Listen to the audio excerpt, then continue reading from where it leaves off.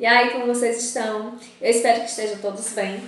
Nós vamos continuar aqui com nossas aulas de língua portuguesa e esta aula foi preparada para os alunos do primeiro ano do ensino médio, do Centro Integral, da Eren Carlos Rios.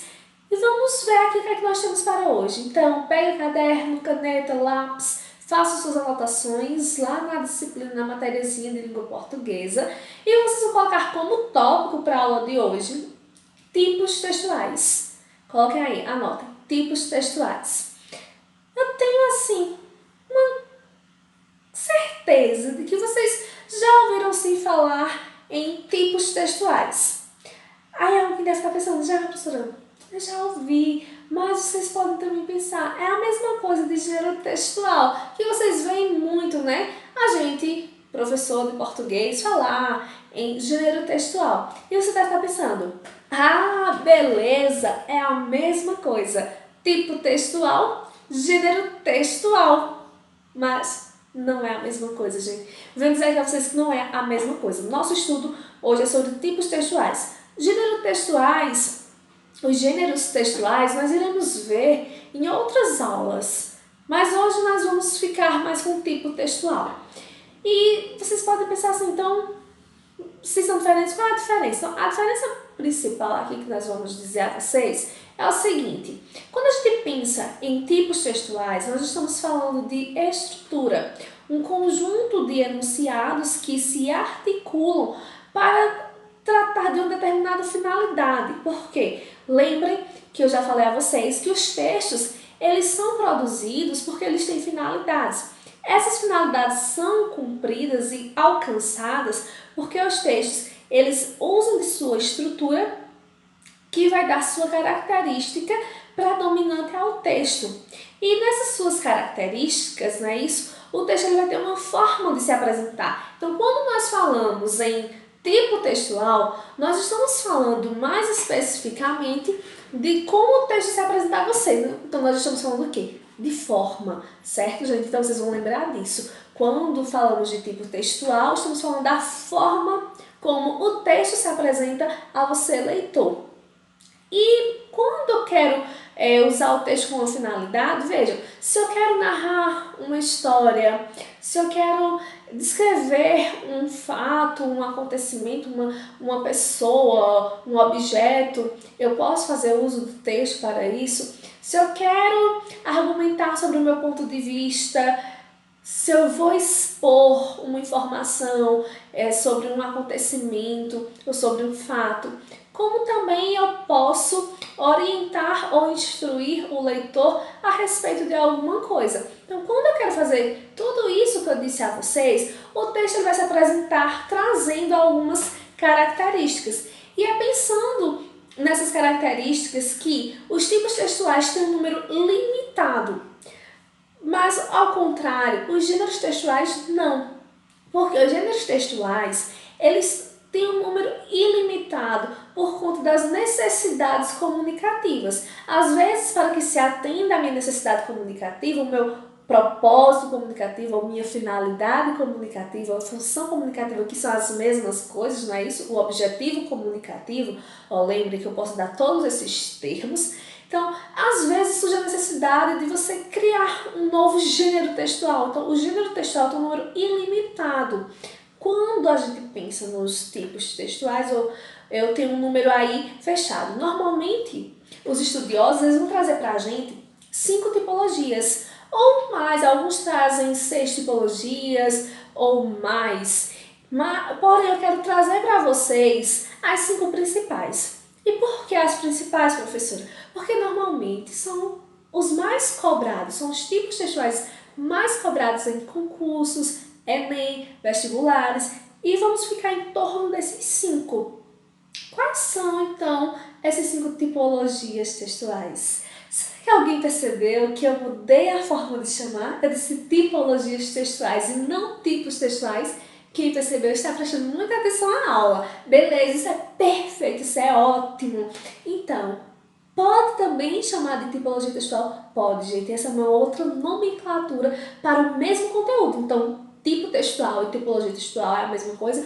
É, sim. Fica tranquilo aí, certo? Tranquilão, porque aqui tá tudo suave, como diriam vocês. Tudo suave na nave. Então, vamos lá. Quais são? É o texto narrativo, descritivo, dissertativo, expositivo e injuntivo. São essas 5 tipologias textuais que vocês estão vendo aí. E quais são as características? Vamos começar com o texto narrativo. O texto narrativo, ele vai ter como função narrar uma história real ou irreal. Para que essa história seja narrada, vai ter que existir aí a presença de alguns elementos que serão chamados de elementos da narrativa.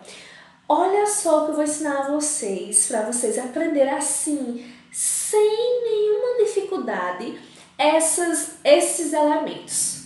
Pente, pensa no pente. Ah, aquele pente, professora, de pentear o cabelo. Pensa nesse pente mesmo aí, o pente de pentear cabelo. Por que lembrar do pente quando a gente está falando de narrativa? Porque pente aqui são os elementos da narrativa. Eu peguei aqui a inicial de cada um elemento. Então, o P, de personagens. Se eu conto uma história, ela tem que ter personagens. Esses personagens podem ser principais ou secundários na história, que nós vamos escutar falar de protagonistas e antagonistas. O personagem, ele pode muitas vezes se colocar de forma mais presente durante a história, e outros eles ficam ali, mas assim, numa participação pequena. E vai ser personagem tão quanto o outro. Porém, nós vamos mudar para personagem primário, ali, o principal ou secundário.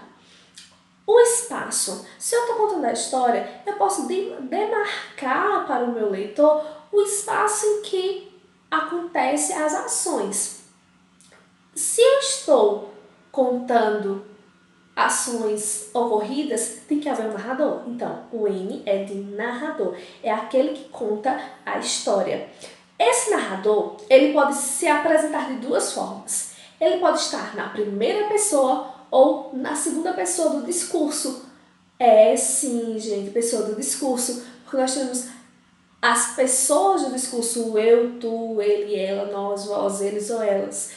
E a primeira pessoa do singular, que é o eu, ele pode estar presente. Como é que a gente sabe? É simples. Pensa o seguinte, o verbo nos textos. O verbo ele vai me dizer qual é a pessoa que está falando ali. Olha, se eu digo, ando pelas ruas desertas na alta madrugada. Você sabe quem é que anda. Você sabe qual é a pessoa, porque ando só pode ser eu ando. Então ali a escrita do texto está em primeira pessoa. Mas, gente, é só um exemplo, porque eu não morro de medo. É um exemplo para vocês entenderem aí. Mas e o que seria a terceira pessoa? É quando eu vou escrever a narrativa, vou contar a história, eu não estou dentro da história. Veja que no exemplo, ando pelas ruas, eu estou participando. Quando eu conto a história que eu participo, eu sou um narrador-personagem. Aprenda aí, ó, o narrador-personagem, aquele narrador que participa da história. E é uma narrativa pessoal. Por que pessoal? Porque eu estou me colocando, eu estou ali dentro da história. Diferentemente na terceira pessoa, eu vou ter uma aparição impessoal, porque eu estou contando a história que eu vi. Então eu me distancio um pouco da narrativa, porque eu estou contando a história de outro. E aí o verbo também vai me indicar isso, porque está na terceira pessoa. Quando eu digo, a menina andava nas ruas escuras e desertas na alta madrugada, veja, eu já contei a história de uma outra pessoa. Eu apenas observei essa ação e eu estou contando para os leitores. Se esse narrador vai lá desenrolando a história e tudo mais, tem que ocorrer em um dado tempo, né? Quando é que a história acontece? Na alta madrugada. Eu delimitei o tempo da narrativa, né? Então, andava, passado, porque normalmente as narrativas elas se apresentam no passado, mas pode vir também outro tempo verbal, pode vir no presente, pode ser alguns trechos, pode estar lá na questão do futuro, pode. E nós vamos ter também marcas linguísticas que darão conta de deixar claro para o leitor quando é esse tempo, né? O hoje, quando aparece lá ontem, ao amanhecer, Era uma vez, numa terra muito distante, então você tem aí, olha, dizendo que está no passado, numa terra distante, em tal ano, então quando eu coloco o ano, eu estou colocando aí o tempo da narrativa. E por fim, o enredo. O enredo é quando eu estou contando o como, o que acontece, quais são as ações. Então, quando eu digo a você as ações, que muita gente chama da trama também, é o enredo da história, é você contar ali os acontecimentos, o que aconteceu. Isso é o enredo. Dito isto, eu vou pegar um exemplo para que vocês entendam melhor essa ligação, porque por mais que tipo textual e gênero textual sejam diferentes, mas eles têm uma ligação. Olha esse exemplo aqui da árvore. Pega essa imagem da árvore e pensa o seguinte. O tipo textual ou a tipologia textual é como se fosse uma árvore. Isso. Uma árvore que tem sua estrutura, o tronco, que sustenta, né? Tem as folhas lá, ó, as folhas, o tronco, mas a árvore ela tem suas raízes. Ela se ramifica. Quando eu tenho, então, essa árvore aqui é uma tipologia. Por exemplo, tipologia narrativa, texto narrativo. O texto narrativo, por esses elementos, eu consigo encontrar em variados textos esses 5 elementos do pente. Consigo encontrar. Mas em algum momento ali, eles têm alguma diferença, alguma particularidade. Nessa particularidade é quando surgem as raízes. Olha só, as raízes pertencem à mesma árvore. Porém, elas vão ali procurando caminhos para seguir. Essas raízes que estão procurando caminho para seguir são os gêneros textuais. Então, olha só como uma mesma tipologia, por isso que o número é limitado, 5, ela vai comportar vários gêneros textuais ligados a ela. Então, nós temos aí como texto narrativo o conto, o romance, a piada. Você tem como exemplo do texto narrativo. Olha, nós vimos o texto narrativo. E o texto descritivo, o próprio nome já diz, descrever. Então, sua preocupação principal, sua finalidade é descrever um ambiente, um lugar, uma pessoa, um objeto. Baseado na descrição, uma classe de palavras que vai estar muito presente nos textos descritivos são os adjetivos, que eles irão ali caracterizar ou qualificar aquele objeto da descrição. Será muito comum.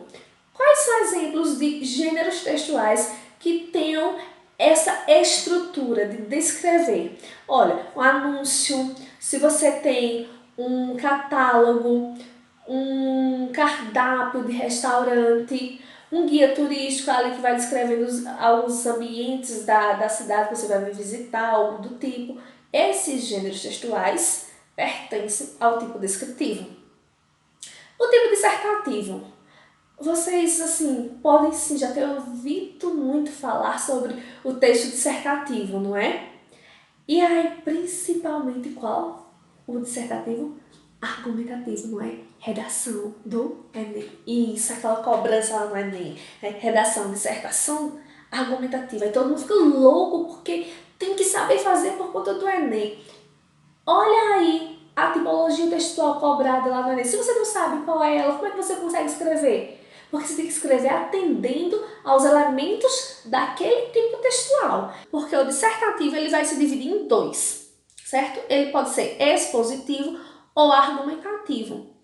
E o que o texto dissertativo faz? O texto dissertativo ele vai ali defender um ponto de vista ou apresentar um ponto de vista que pode ser expositivo, ele apenas apresenta e não quer convencer você, leitor, ou esse texto dissertativo vai ser argumentativo, ele vai querer convencer o leitor do ponto de vista defendido por quem escreveu aquele texto. E aí você vai ter que ter uma tese, que é o que você defende, né, a ideia defendida, e você vai ter que usar os argumentos para convencer o seu leitor sobre o que você defende. E aí, no texto dissertativo, uma característica dele é você fazer uma escrita impessoal, ou seja, você não pode estar se colocando muito no texto, você vai ter que usar uma terceira pessoa, sabe? O verbo ele tem que estar lá na terceira pessoa. Em aulas posteriores, nós vamos estender um pouco mais essas explicações. Por agora, essa é a informação. O texto expositivo. Expositivo vem de expor, né? Então, no texto expositivo, a preocupação ali é apresentar um fato ou um acontecimento sem querer dar opinião sobre aquilo que está sendo colocado. Um exemplo aí são reportagens, textos de divulgação científica, né? Então, eles vão ser textos de caráter expositivo. E, por fim, o tipo textual injuntivo. Esse nome parece um pouco estranho, né? Mas é injuntivo. São textos que eles têm como finalidade ensinar ou orientar ou instruir o leitor acerca de um determinado assunto ou de uma determinada coisa. Olha só um exemplo bem prático para a gente entender isso. No texto injuntivo, tipo uma receita de aquele brigadeiro de panela que você tentou fazer aí nesses dias que você está em casa, aquela receita da pipoca doce, né? A pipoca de milho doce que você foi pesquisar ou no YouTube ou lá no Google. Pronto, quando você pesquisou aquela receita que diz lá, pegue a panela, coloque, vamos pensar na pipoca, né? Coloque 3 colheres de óleo, não sei, uma xícara de milho de pipoca. Essas instruções aí faz com que esse texto tem um caráter injuntivo. E nos textos injuntivos, você vai perceber a presença muito forte de verbos que dão ordem. Isso, verbos de ordem. Que seriam verbos de ordem quando diz pegue uma panela, leve ao fogo, adicione 3 colheres de óleo. Então veja, quando eu digo pegue, coloque, adicione, eu estou dando uma ordem. Por isso que verbos de ordem se chamam verbos no imperativo. Olha o imperativo, de imperar, de mandar. O imperador não manda, então imperativo de mandar, da ordem. Então vai ser muito presente verbos no imperativo nos textos injuntivos. Dito isto, nós vimos aí as 5 tipologias textuais. Mas eu quero acrescentar a vocês uma coisa. Não pensem que um texto que você for ler, ele só vai ter ali estrutura de uma única tipologia. Não. Pode acontecer de textos narrativos, por exemplo, ter muitas partes ali que vai ter a tipologia textual descritiva. Por quê? Em dado momento, quem estava narrando a história sentiu necessidade de descrever um ambiente, uma pessoa, alguma coisa. Da mesma forma, seja um texto dissertativo, que você tenha lá uma parte descritiva, ou você tenha lá uma parte que ela é mais detidamente expositiva. Então, pode acontecer sim de um texto ter mais de uma tipologia textual. Aí você vai dizer, ei, professora, e como é que eu faço quando for para identificar uma tipologia? Você vai pensar o seguinte, qual é a tipologia predominante naquele texto? Como exemplo para vocês verem que isso acontece, eu tenho aqui esse romance A Cidade e as Serras, de Eça de Queiroz, um escritor português. E no meio da narrativa do romance lá, os romances são textos narrativos, então tem um capítulo que nós encontramos essa parte aqui, ó. Em cada patamar, barracas de arraial devoto, forradas de paninho vermelho, transbordavam de imagens, bentinhos, crucifixos, corações de Jesus bordados a retrós, claros molhos de rosários. Pelos cantos, velhas agachadas resmungavam a Ave Maria.